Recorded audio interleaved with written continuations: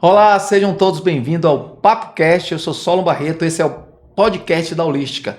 PapoCast, toda semana um novo convidado, boas histórias, um bom papo para você que nos acompanha. Segue a gente lá, PapoCast Holística. E hoje no nosso programa temos uma pessoa que é muito conhecida na nossa região, um cara que é das multilinguagens. Estou falando de Renato Sampaio, mas que também pode ser conhecido como Renato da Arte Mídia, Renato do Teatro. Renato, seja bem-vindo, cara. Você que é um parceiro, um amigo de longas datas, e ter você aqui para contar boas histórias, eu acho que isso aí é fundamental. Seja bem-vindo.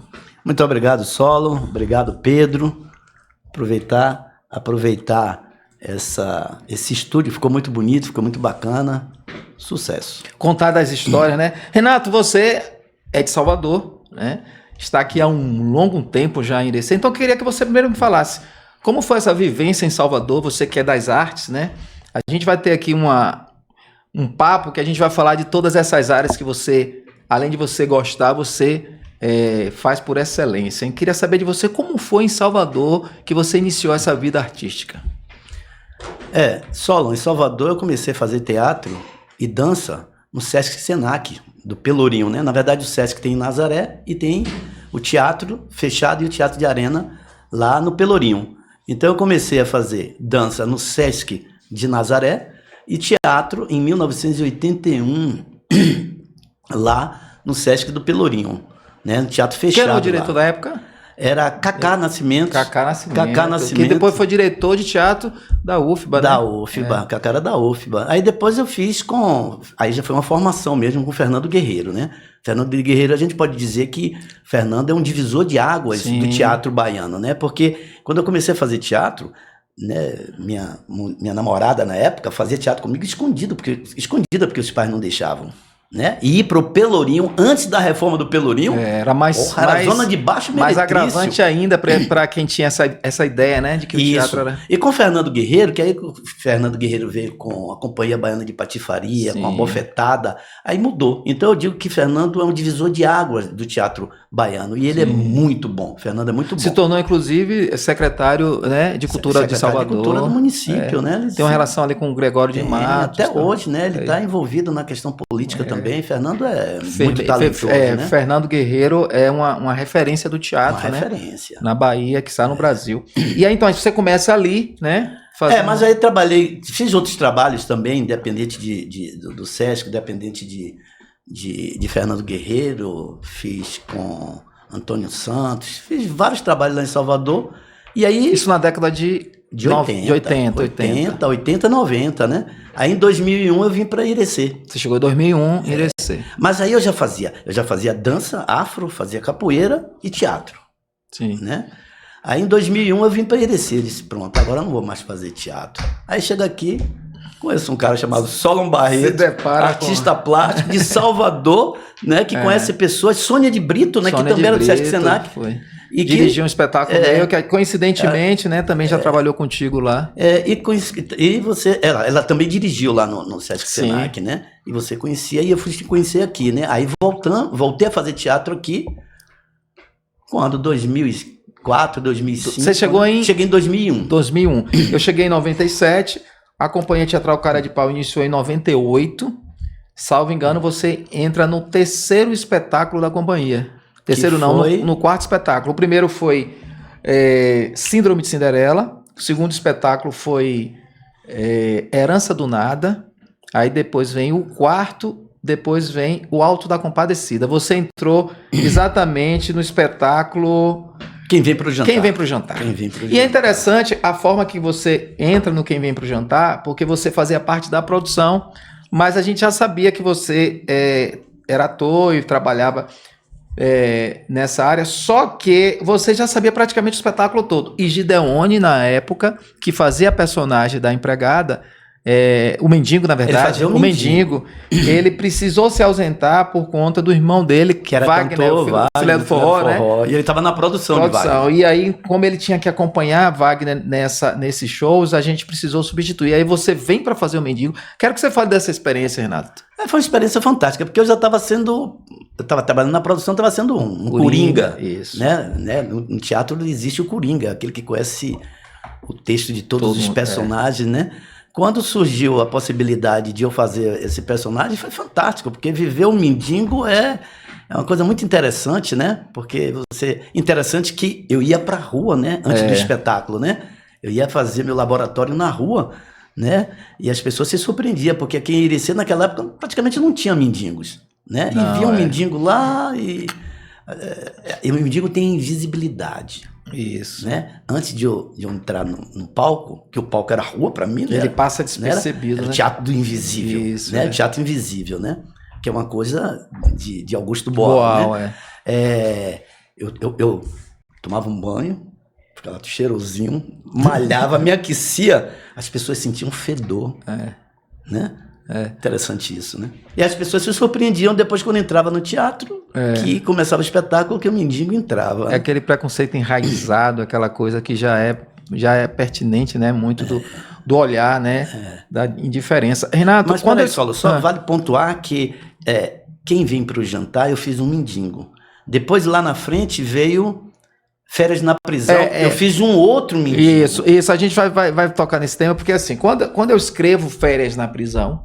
Não, quando eu escrevo, desculpe, Quem Vem para o Jantar, eu apresento ao elenco, as pessoas tomaram aquilo como surpresa, porque quando eu escrevi Quem Vem para o Jantar, na verdade, eu já tinha em mente que o personagem do mendigo, ele estaria atuando, né, dentro dessa proposta do teatro invisível, já na porta do teatro, para quebrar isso. Todo mundo achou estranho, mas foi muito acertado isso, até porque até hoje as pessoas comentam o mendigo. E aí você saiu tão bem no personagem, e aí eu quero até que você conte algumas histórias dessa, aquela que a gente foi para Lapão, quando o Felipe pediu para fazer também um mendiguinho com você, mas você encarna tão bem esse personagem que tem coisas incríveis. Meu cunhado, quando veio assistir de Salvador, lhe conhece, não lhe reconheceu, né? Tem aquela história da pizzaria. Então, assim, eu quero que você conte algumas histórias antes da gente chegar no mendigo do Férias na Prisão.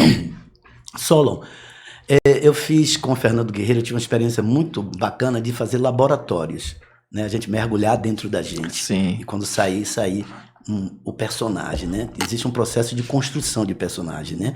Porque o personagem não nasce ali, né? Não. A gente tem que saber a vida pregressa dele, né? A memória afetiva. Né? A memória afetiva. Tudo. Quem foi esse mendigo no passado? Né? Que poderia ser um menino abandonado, um filho que não tinha pai, só a mãe, né? A mãe era drogada e ele aí não teve as oportunidades que outras pessoas teve e se tornou um mendigo.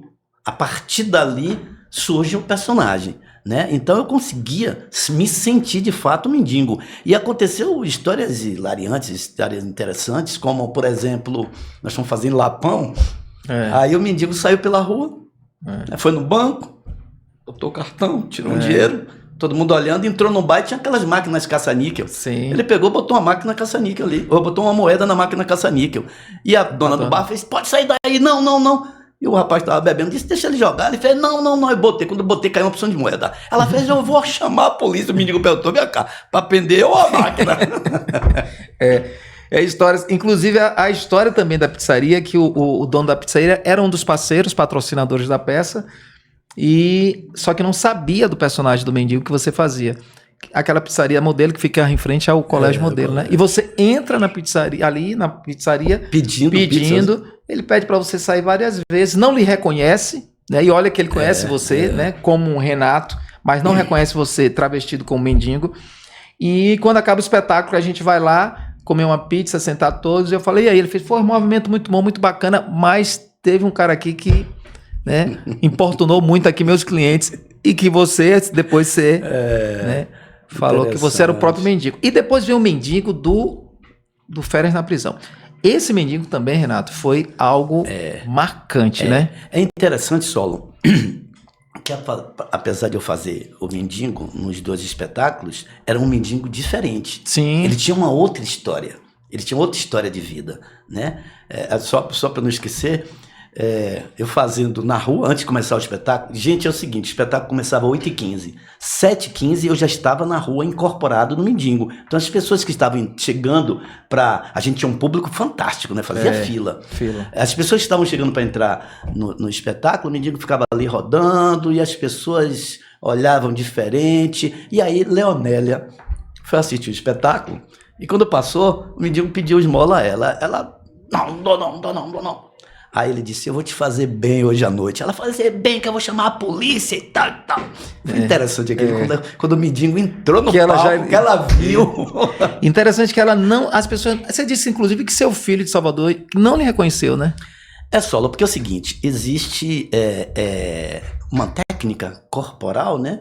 Que é a mímica corporal. Né? Essa mímica corporal, eu dobrava o joelho um pouquinho, inclinava um pouquinho para frente e o boné escondia meus olhos. O eixo. Então eu não abria os meus olhos para ninguém. As pessoas viam o conjunto. O eixo, né? Diferente. O eixo, né? Então eu não olhava nos olhos de ninguém. Então eu tinha a aba do chapéu, do boné, aí eu sempre me escondia ali. Né? Então, meu filho veio, olhou, eu não deixei ele olhar meus olhos, ele passou, ficou meio desconfiado, né? Porque ele sabia que eu estava atuando no espetáculo, né? Ficou meio desconfiado quando começou que o mendigo entrou no palco, ele se... E essa era a grande surpresa, né? As pessoas, inclusive, eu lembro que eu falava contigo, Renato, e arrecadou quanto? Você teve um dia que você arrecadou, salvo engano, R$20, você falou, mas esse dinheiro fica para mim porque eu trabalho antes do horário, que você sempre começava antes. Então tinha muita gente que também não, interessante, ganhava dinheiro, né? Dinheirinho, pizza, quando o pessoal saía da pizzaria para ir para o espetáculo, dava um pedaço de pizza ao mendigo. As pessoas daqui são muito generosas, viu? E o mendigo já entrava com a pizza no palco. E aqui para nós era um mendigo abusado. Eu lembro que tinha um saco de lata que ele botava em cima dos carros, né? Tomava conta de carro. Tomava conta. Agora, interessante, Solon, que teve uma vez que apareceu uma mendiga. Mas eu acho que aquela mulher, ela usava droga pesada, de crack pra lá. Mas ela tava com traje de mendigo, eu colei nela. Aí ela colou comigo, aí ficamos pra cima e pra baixo, pra cima e pra baixo. Daqui a pouco a mulher tirou a roupa, ficou com uma cueca daquela boxe. E ela colada comigo. Na hora de começar o espetáculo, a pessoa da produção, eu já sabia que a gente... É o seguinte, tudo estava pronto, o público entrava, sentava, eu já sabia o tempo, aí quando eu entrava, ninguém via eu entrando. Aí chegou a hora de eu entrar, e agora a mulher colada comigo, e eu tomando um drink, porque ele tinha uma garrafinha de Duelo. Sim, que na verdade não era Duelo, né? Que não era Duelo, era Johnny Walker com água de coco. Quando eu dei um pouquinho a ela, ela...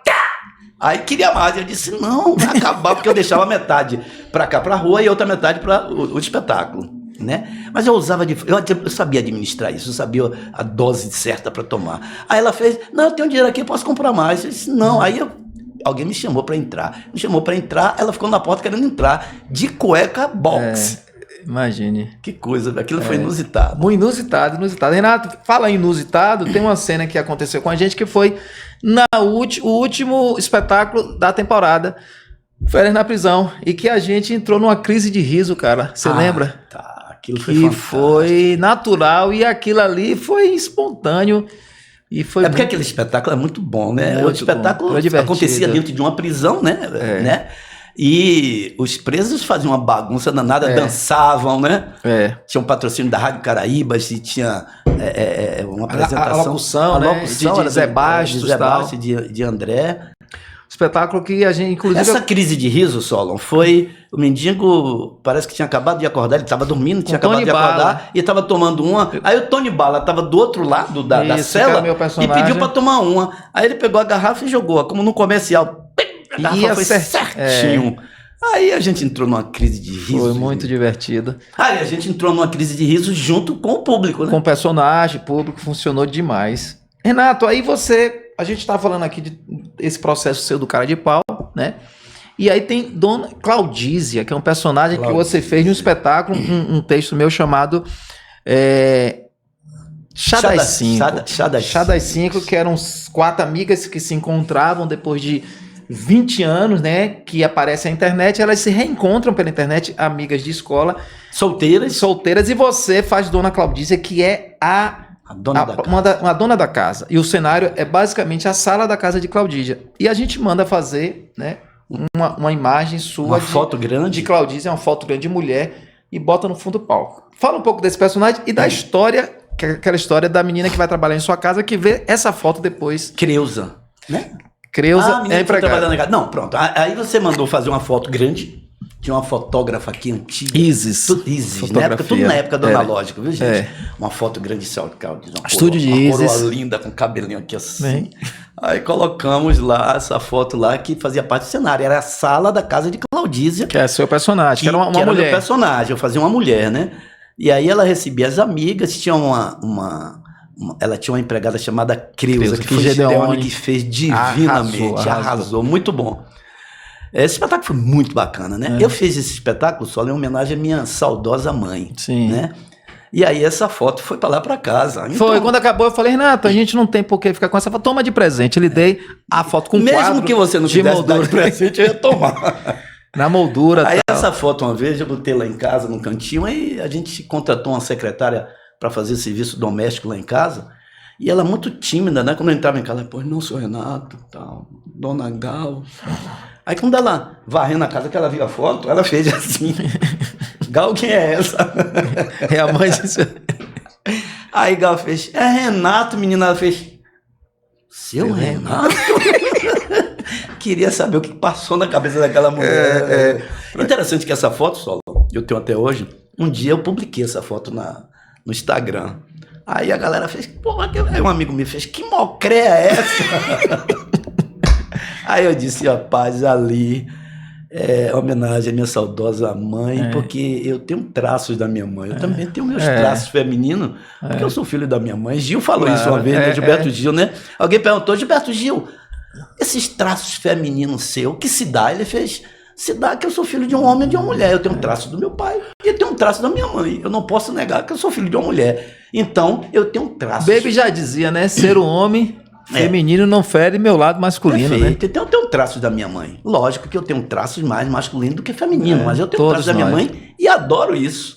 E aí você joga no personagem, que foi um sucesso também, Chá das 5. E aí de lá pra cá a gente vai fazendo outros trabalhos e...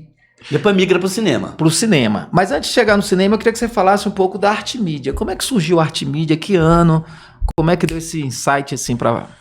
Solon, eu já tinha em Salvador, eu já fotografava, eu fazia fotografia social em Salvador, né? Eu tinha um estúdio que fotografava modelos e fazia serviço social também, casamento, 15 anos, batizado, tudo. Hoje eu não faço, não sei, não gosto, não quero. Hoje eu faço outro tipo de fotografia, né? Mas quando eu vim para aqui, aí eu montei a Arte Mídia. Aí a gente começou no governo de Joaci, né? Totalmente analógico.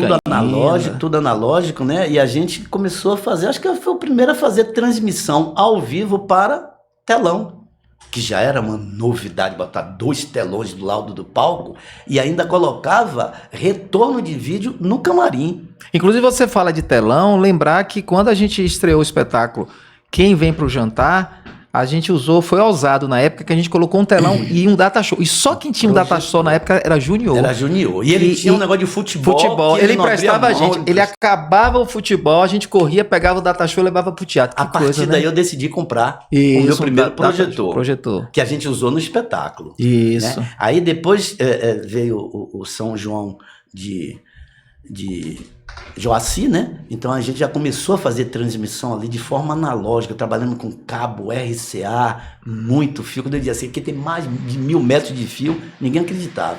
Era terrível, mas fazia e saía legal, né? E que hoje ainda está no YouTube. Não tem a qualidade de imagem que nós temos hoje digital, naturalmente, né? Mas temos imagens tanto do governo de Zé das Virgens como do governo tanto do governo de Joaci como do de Zé das Virgens, né?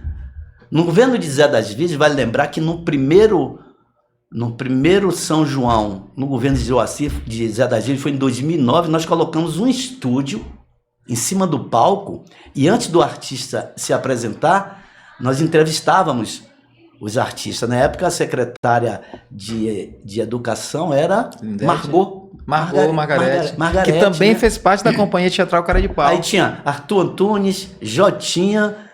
Margarete entrevistando os artistas. Era legal, porque aí aí a gente não tinha internet para isso, aí essa entrevista saía nos telões. Aí a gente já chamava a Jotinha, vamos para Jotinha que está lá no meio do público, fala Jotinha. Previamente eu já achei um casal de fora para entrevistar o casal. Voltamos com o Arthur Antunes que está lá que tá lá no estúdio da Arte Mídia. Pô, era bacana pra caramba. Demais. Hoje tá bem mais fácil de fazer isso, né?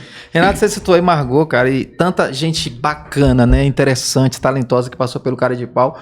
Margot, Margarete, a nossa saudosa Kelly Jane, né? Que foi do início ali do Cara de Pau também. E o Jânio Bastos, né? De Deon de Bezerra, tá sempre com a gente também. Então, assim, Marivaldo Lopes, Aloysio Monteiro, né? Professor Aloysio. Talentosíssimo. Então, assim, Péricles Barreto. Então, assim, é uma turma muito bacana, né, cara? Que faz parte desse contexto todo. Depois veio o Mozart Primo, Mari Dourado fazendo Casamento Pequeno Burguês, Alexandre Gomes, Cris, né? Aderril, porra, Aderril fazia o Highlander no Férias na Prisão, cara. Fantástico, assim. Eu acredito, Renato, que o Férias na Prisão foi um deleite pra gente, assim, porque a gente teve um grande elenco, um texto bacana. Eu particularmente, dos textos que eu escrevi, eu acho que Quem Vem Pro Jantar talvez seja o melhor texto, mas eu acho que a nível de espetáculo, de relação com o público, Férias na Prisão foi muito bom. Então a gente tá toda essa galera, né, que tá aí. Daqui a pouco a gente também, né, muda esse conceito. Como é que você vê hoje a cena do teatro em IDC? Veja, Paulo Ato tá com um trabalho fantástico aqui, né? Tem um Festival Internacional de Teatro que está acontecendo aqui todos os anos, está revelando uma galera que está chegando nova, super talentosa, né? Eu tô achando muito bacana. Então, inclusive, eu tô ansioso para tem novos grupos chegando também, né, cara? Marquinhos de Assis, Marcos de Assis. Parece que já viajou. Mas também tá assim. Mário Dourado formou mas agora. Mas vale lembrar que a galera da antiga toda passou por você, né? Sim. Muita gente hoje que tá aí. Praticamente, né, todos que estão aí. Fico muito feliz com isso. Saber que plantamos a sementezinha lá na frente, né, e foi despertando. E é muito bacana que a gente tenha esses grupos para que a gente fortaleça ainda mais. E aí a gente vai pro cinema depois, né? A gente vai depois para o lado do cinema. Queria que você falasse um pouco dessa linguagem, dessa experiência, que tudo surgiu ali no Patuá. E a gente, né, também deve muito a Sandoval, que foi aqui, né? É interessante que Sandoval fez um filme de 1 minuto e ganhou um prêmio na TV. TV Educadora, né? Ele ganhou um prêmio como melhor Amuleto. Filme. Amuleto. Tinha 1 minuto. 1 minuto, né? na TVE. 1 minuto salvo na TVE, engano, né? Aí ele se empolgou e veio com um roteiro de cabelo. Sim, Patuá. Patuá de cabelo, o roteiro, né? Foi roteiro de Vinícius Cabelo. Uma história que eles ouviram em Barra do Rio Grande. Uma história verídica. Através de Nailson me procura para ver se eu poderia auxiliar nele na parte de elenco. Eu não conhecia Sandoval, né?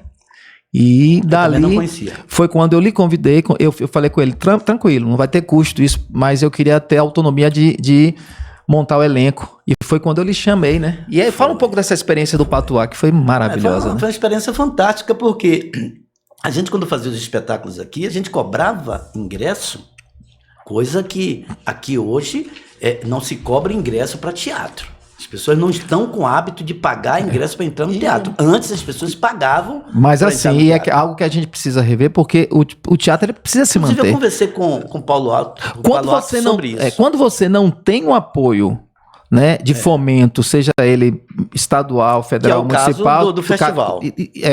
Quando você não tem, que é o caso do Cara de Pau, você precisa ter esse fortalecimento através da bilheteria, né? A gente tem um trabalho, a gente tem uma equipe por trás disso, então é entender que não se cobra teatro para aqueles espetáculos que já são agraciados pelo fomento, né? Então, a gente já já ganhava para trabalhar fazendo teatro, né? E aí Sandoval chama a gente para fazer cinema e não tinha recurso. Mas uma experiência nova, vamos fazer. Eu achei fantástico. Eu assisto aquele filme solo, todas as vezes que eu assisto... Emocionante, né, cara? Emocionante. Me emociono. Né? Interessante, gente, é que esse Patuá é um curta-metragem que está, inclusive, no meu canal do YouTube. É um filme de 17 minutos. 17. A princípio eram 25, a gente teve que formatar para o festival, que era até 20. Então esse filme participou do Câmara Mundo, que é um festival internacional de cinema que acontece em Roterdã, isso em 2008, 2009. 2009. Né? E 125 filmes, se eu estiver errado me corrija, foram selecionados. Isso. E 4 filmes ganharam o prêmio. E nós ganhamos o prêmio. O principal prêmio, inclusive, que foi o melhor filme do festival de 2009. E fomos buscar o prêmio. Isso. Quer dizer, eu não fui porque eu estava trabalhando no São João e foi justamente no período do verão lá, que estava quente, que é junho. Solon foi com Sandoval e trouxe o prêmio. Aquilo ali foi algo incrível. Essa semana eu assisti o filme é fantástico. A E história o bacana, Renato, que a premiação foi dada justamente selecionada pelos próprios participantes do festival.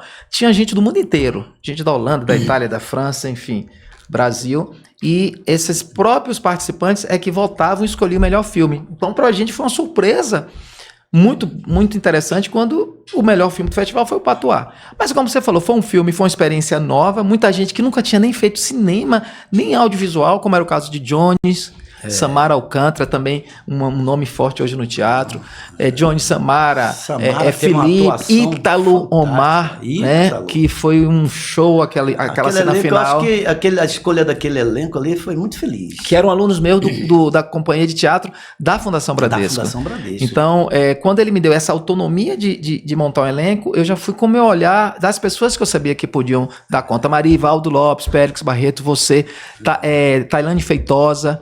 Então foi uma experiência fantástica. Eu acho que aquilo marcou. E eu não sei se você concorda comigo, mas ali abriu as portas do audiovisual. Com certeza, né? Com certeza. Porque depois ali veio o Antônio Maria. Ali também foi um divisor de águas. Sim. Porque foi o primeiro filme produzido aqui, contando a história daqui, do território. Todo feito aqui, produzimos o filme em uma semana. Interessante que a partir daí surgiu outros filmes, né? Acho que eu já participei de 12, tanto atuando como na produção. Fizemos o Diamante na Chapada. O Diamante já foi depois de Patuá, foi A Luz do Machixe. A Luz do Machixe. Aí veio o Antônio Maria com... eu participei de Antônio Maria atuando, né? Sonho de Cinema, que foi o primeiro, assim, longa-metragem, né? Sonho de Cinema, tem mais Patuá, Sonho de Cinema, tem mais alguns, eu vou lembrar. Você fez agora o Livro do Sertão. O Livro Mágico do Sertão, né? O Livro Mágico do Sertão. Eu tive uma experiência com a filha de Sandoval, fantástico. Aquela menina, ela é campeã mundial de jiu-jitsu, viu? Eu acho que o esporte trouxe para ela essa capacidade de ter atenção, de concentração. Hoje, nos dias desse advento que é a rede social, as pessoas estão com pouca atenção, né? O déficit de atenção das pessoas é enorme, né? Eu percebo muito isso. Essa menina extremamente concentrada. Nós fizemos a preparação de ator feita um dia antes. Pô, foi um trabalho fantástico e a gente se conectou pelos olhares. Eu olhava a alma dela pelos olhos, ela olhava a minha. E no dia seguinte foi emocionante. Eu acho que você traz dois pontos interessantes. Você fala desse divisor de águas que foi Sandoval no cinema, né? Que ele abre a porta do audiovisual que até então não se falava em Irecê. E daí abre-se realmente um leque absurdo, né? Vem outras produções. A gente fez o documentário A Vida no Vale, você lembra, né? Com a ideia de Boy Lins, idealização, direção minha, produção sua. Gente, muito bacana. A Vida no Vale fala sobre a terceira trilha mais bonita do mundo, que é o Vale do Pati, né? A terceira é Santiago de Compostela, a segunda é Machu Picchu e a terceira é o Vale do Pati. Então, assim, eu acho que abre-se a porta. Eu acho que o Cara de Pau também foi um divisor de águas no teatro, né, onde tudo começou. Sabia da importância de Ataídes Ribeiro, foi um cara que foi pioneiro, guerreiro, mas eu acho que o Cara de Pau traz esse profissionalismo para o teatro, né? Traz um conceito de formação, a gente abre também o Vila Magia, que é uma escola de teatro. Então hoje eu acredito que a gente é muito forte tanto no audiovisual, no teatro, por conta dessas portas que foram abertas lá atrás, né? A gente falando de cinema, a gente não pode deixar de falar de Kel Dourado, que também tem feito um trabalho fantástico. Ele teve um filme muito bom, muita gente assistiu. Sócrates, né? Sócrates. Que também Sócrates fez parte da companhia teatral Cara de Pau. Um trabalho com ele de Pérez, que foi fantástico. O Rebuliço, cara. O Rebuliço que a gente lança cara, um sucesso absurdo. Eu lembro que quando eu trouxe a ideia do texto, né? Que é uma ideia baseada no Doente Imaginário de Molière. E aí quando eu trago o texto, que eu sabia que eu precisava de ter uma menina para fazer a Perpétua, eu falo, pô, quem será? Eu falei, Karen já era aluna minha do Vila, aí eu falei, vejo nessa menina um time de comédia fantástico, e não deu outra, cara. E ela toma para ela a responsabilidade. Se você acertou no personagem. Eu fazia o Fortunato, você fazia o pai de Dico. O pai de Dico Mustafa, um pai de santo. Era outra coisa que eu me incorporava no palco. Foi uma delícia fazer o Rebuliço, né, cara? O Rebuliço um sucesso de público, foi, né? Absurdo. E eu tenho ele gravado, viu? Tem, né? No YouTube. Aí, vamos lançar em breve. É isso, estamos hoje com o Renato Sampaio, né? Renato da Arte Mídia, Renato do Teatro, né? Renato Mendigo, enfim, Renato Sampaio. E a gente está aqui. Renato, obrigado pela sua participação. Daqui a pouco tem mais papo, mas eu quero agradecer às empresas parceiras desse projeto. PapoCast, o podcast da Holística. Eu quero agradecer, tem hora de botar o óculos, viu, Renato? Ao Móveis Destaque, né? Móveis planejados de qualidade, tem mais de 25 anos de existência. Então, Móveis Destaques. Shopping do Médico, nosso amigo Alex, obrigado pela parceria. Shopping do Médico, você que é estudante de enfermagem, medicina, tudo que você precisa está lá no Shopping do Médico. São 3 lojas, né? Avenida Caraíbas, Matriz em frente à Igreja Universal e na Praça Teodoro Sampaio, ali, pertinho do Hospital Regional. Gastronomia Gonzales, melhor pizza da cidade, sem dúvida, pratos deliciosos, Gastronomia Gonzales. Sou cliente lá de carteirinha.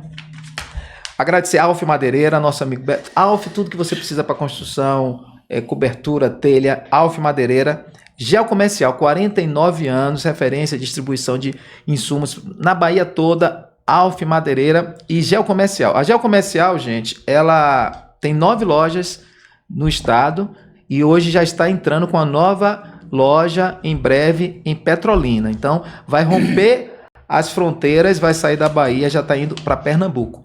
Antonov Center. Renato, eu não sei se você conhece Antonov Center, cara. Se não conhecer, você vai ter que conhecer. Meu irmão, é absurdo aquele lugar.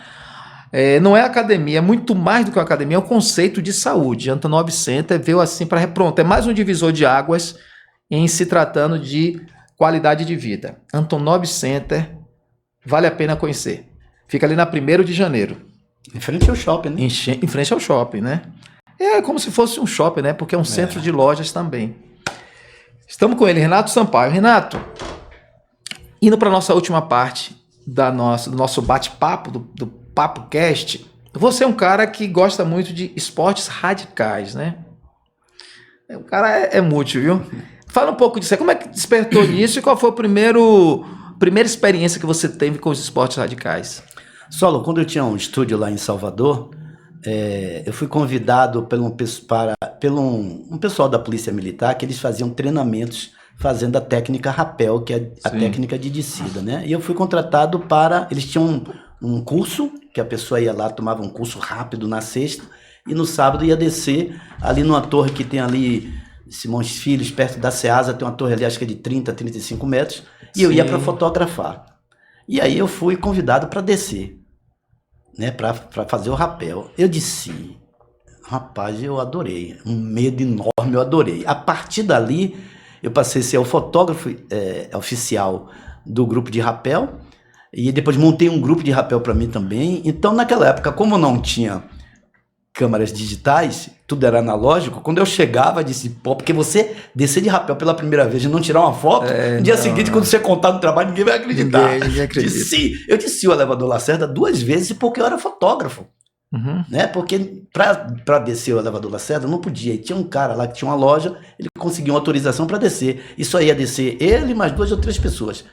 Mais ninguém. E estava cheio de gente. Quando eu cheguei com a máquina, eu disse, pô, Renato chegou aí com a câmera. Eu disse, agora eu quero descer, vem pra cá. Aí eu desci 2 vezes por causa disso. Então, a partir daí, eu comecei a fazer esse esporte. Eu já desci um monte de lugar, desci o elevador Lacerda, ali em Santa Amaro, desci umas cachoeiras. Aí quando eu vim pra cá, aqui eu já desci o Ferro Doido, já desci o Véu das Noivas. A primeira experiência que eu tive com rapel, inclusive, foi você que foi assim, fundamental. Eu voltando pra Irecê, de Jacobina, no no carnaval nos convida, eu desço inclusive com o Felipe também, meu filho na época tinha 8, 9 anos, o Véu de Novo ali em Itaitu, uma cachoeira de 30 metros, né, cara? Que experiência. Com a Ameixa, né? Com a Ameixa, é um cara que é o cara do rapel de lá de Itaitu, se ele estiver assistindo, Ameixa, um beijo grande. Em breve vamos pra lá. Saudade de você, meu irmão. Porque a Ameixa é um cara, eu acho que o esporte promove isso, deixa o cara relaxa. Porque é o seguinte, ó, gente, eu tenho 8 saltos de paraquedas, de rapel faço desde os anos 80. Quando você vai fazer essa atividade, se eu te convidar para sair soltar de rapel hoje, só vamos soltar de rapel amanhã, o coração já fica, adrenalina, serotonina já fica, né? É diferente de você usar outro tipo de droga. Se eu te chamar para beber álcool, né, o efeito só vem depois que você tomar o primeiro copo. Mas se eu te chamar para saltar, ou descer de rapel, começa agora. Aí você desce. Então, este efeito, que é uma substância que o organismo produz, que é a serotonina, né? Que é a substância do prazer. Essa substância ela começa a ser produzida antes, durante e depois. Eu soltei aqui em Jussara, subi 4.000 metros e tinha uma camada de nuvem, então eu soltei e furei a nuvem. Solo, quando eu desci, eu tava assim, fiquei 72 horas assim, ó, flutuando. E é uma experiência fantástica. Você fala dessa adrenalina, eu acredito que parece um pouco com a que a gente tem no teatro antes de entrar em cena, né? Também. Aquela emoção, aquele friozinho na barriga, né? Que ali é impagável. Inclusive, Fernanda Montenegro fala que no dia que você perder não tiver mais aquele frio na barriga, não tem mais graça. Maria Bethânia fala isso, não tem mais sentido, né? Maria Bethânia, ela é um personagem. A cantora Maria Bethânia é um personagem. Ela só entra sem calçado, só entra descalça e ela incorpora. Ela já deu esse depoimento, né? E dá o friozinho na barriga. Agora saltar, descer o ferro doido, 120 metros, meu amigo, com aquela quantidade de água que tem, é loucura. Pra você ver, absurdo, né? 30 metros, eu já achei uma descida enorme. Aí você fala de 120 ferro doido. Aí a gente vai pra Cachoeira da Fumaça, 300 metros de altura. A Cachoeira da Fumaça, absurdo. Pronto, a Cachoeira da Fumaça, eu fui convidado para fotografar com o pessoal da Polícia Militar, logo no início, né? Eu não desci. Quem ia descer era um major da polícia, que era o comandante da polícia de lá de Lençóis. Aí nós fomos de carro para o aeroporto de Lençóis, lá pegamos um helicóptero, fomos para lá para a parte superior da Fumaça, e tinha vindo um cara de fora para fazer a amarração. Ele trouxe naquela época, ele trouxe uma furadeira com bateria e armou tudo ali para no dia seguinte... As travas, né? As travas para no dia seguinte o major descer. E o major desceu e não conseguiu descer tudo, não. Travou, aí foram resgatar. E a gente de helicóptero fotografando. E o piloto de helicóptero era louco, porque a Polícia Militar, nesse período dos anos 80, não tinha helicóptero. E veio um piloto do Rio de Janeiro que fazia para fazer treinamento aqui na Chapada. E o piloto era louco. Ele com a máquina fotográfica aqui, pilotando, e aí ele desceu ali, Solo, na fumaça, ele fazia assim, ó, descia para fotografar. E eu fiz uma exposição fotográfica na época, lá no Pelourinho, com as fotos desse rapel, lá na fumaça. Agora, eu nunca desci o rapel, ou a fumaça, porque são 340 ali é mais metros, complexo, ali é mais complexo, bem mais de autorização. Tem autorização. Né? Nunca tive o prazer de descer, mas é um eu local, gostaria. São 340 metros. Isso. É considerada a maior cachoeira do Brasil no sentido de que as pessoas possam acessar, de acesso. Porque tem uma que foi encontrada maior, mas ela acho que não tem um acesso, as pessoas não podem visitar. Renato, para a gente ir para a nossa parte final do nosso bate-papo, do PapoCast, me fala o seguinte, essa nova era, né, essa coisa da inteligência artificial, você que é um cara muito ligado às mídias sociais, você é um cara muito ligado à tecnologia, sempre foi, né, desde a época lá da arte mídia iniciando, queria que você falasse um pouco assim da IA, essa questão, você falou há pouco aqui a gente no bate-papo, notebook LM, né? Fale um pouco desse conceito. Na verdade, antes de te responder isso, eu vou falar. No audiovisual, eu comecei na época do analógico, né? Na época que tirava foto com fotograma, né? E aí eu migrei para o digital, né? Eu fiz transmissão do São João de Irecê 17 anos. Começou pelos telões, depois veio o painel de LED, depois veio a internet, né? Então, essa tecnologia agora trouxe novos profissionais, né? Todo mundo tem câmera fotográfica hoje.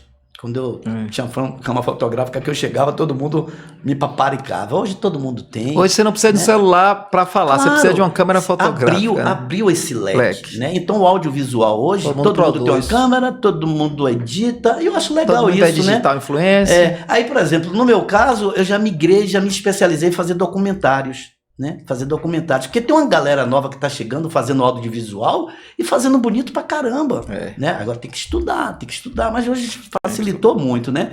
Então hoje eu já não trabalho mais fazendo a transmissão do São João, porque o São João cresceu demais, chegou outras pessoas e a gente tem que dar passagem. Claro, né? claro. Então eu me especializei por uma coisa que eu gosto muito, que é fazer documentário, né? Já fizemos alguns juntos, sim, né? Sim. né? Agora, só nisso eu não podia deixar de falar num documentário que eu produzi aqui no território de Irecê, falando sobre a escravidão moderna, né? Eu acho que isso é interessante para caramba. Poucas pessoas assistiram aqui. Eu fui contratado por uma ONG, patrocinada pelo governo americano, para falar de trabalhadores que migram do território de Irecê para ir para Minas trabalhar no café. A gente tem acesso a esse material? Quem quiser assistir? Tá no meu YouTube. No YouTube. Ele foi lançado lá em São Paulo, o pessoal de lá de fora veio, e foi lançado aqui na UNEB.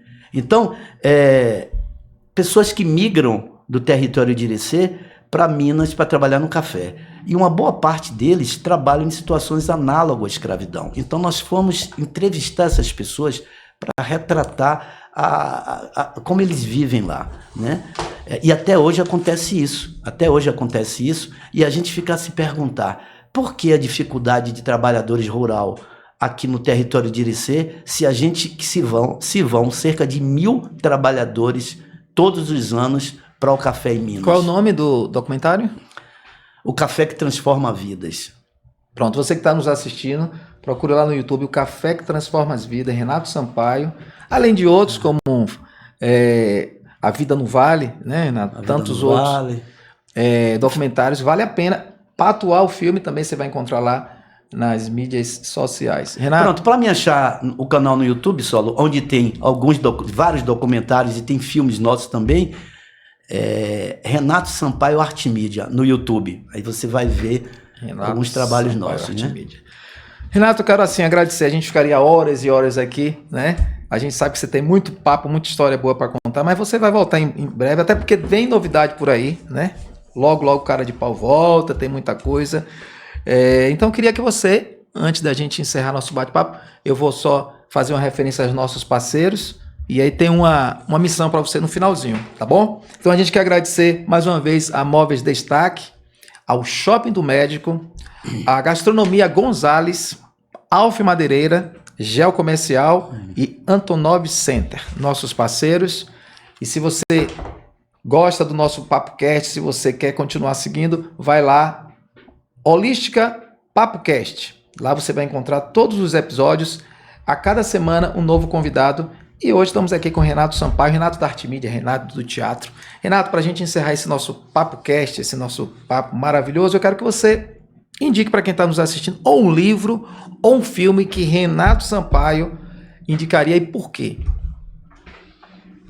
São vários, né? Mas como eu assisti esses dias Antônio e Maria, um filme que eu gostei muito, né, de atuar, gostei muito da história, né?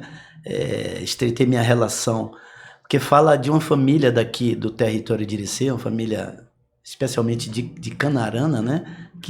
Foi seu Antônio e Dona Maria que tiveram diversos filhos, né? E que a educação para eles era importante. Interessante, né? Que quando nos anos 50 talvez, seu Antônio, o irmão Paulo, pediu a seu Antônio que deixasse a roça, porque ele já estava ficando velho, ele ia morrer cedo, que deixasse o filho cuidar. Mas o meu filho tá na escola, ele fez, tira o mais velho da escola e bota ele para trabalhar. Tipo, escola não vai dar nada. Interessante que a mulher disse, não, você não vai tirar meu filho da escola, não. E o irmão Paulo, rapaz, tira meu nome. Mas a mulher que mandava, a mulher manda desde sempre, né? Verdade. E aí ele ficou angustiado, ele fez, meu irmão tá pedindo para eu tirar o menino da escola, minha mulher não quer deixar. Ele fez uma oração, pediu a Deus que desse força e coragem para ele continuar trabalhando, e ele formou os 9 filhos, não sei quantos netos, todo mundo formado, todo mundo bem, saudoso seu Antônio, a saudosa Dona Maria, um filme dirigido por Sandoval Dourado, que eu fiquei muito feliz em ter feito. Ele ganhou o prêmio, parece que no Porto Seguro, né? Logo, logo a gente quer trazer Sandoval também para bater um papo com a gente, falar dessas histórias, falar do Patuá, enfim, assim como você, meu irmão. Viu? Quero lhe agradecer mais uma vez, você que é parceiro e que venham outros projetos, não é isso? Tá bom. Eu que agradeço, Solon, e novamente parabenizar esse projeto, o PapoCast, e desejar muito sucesso, vida longa. Vida longa ao PapoCast, o podcast da Holística. Até breve.